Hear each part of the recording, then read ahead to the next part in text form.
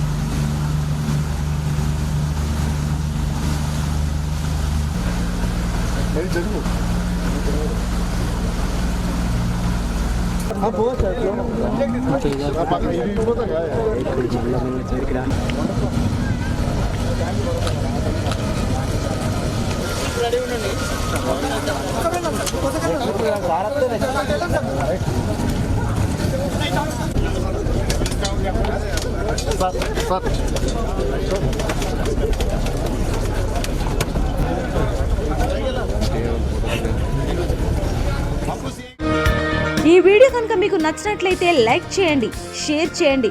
ఇలాంటి మరిన్ని అప్డేట్స్ కోసం మా ఛానల్ను సబ్స్క్రైబ్ చేసుకోండి.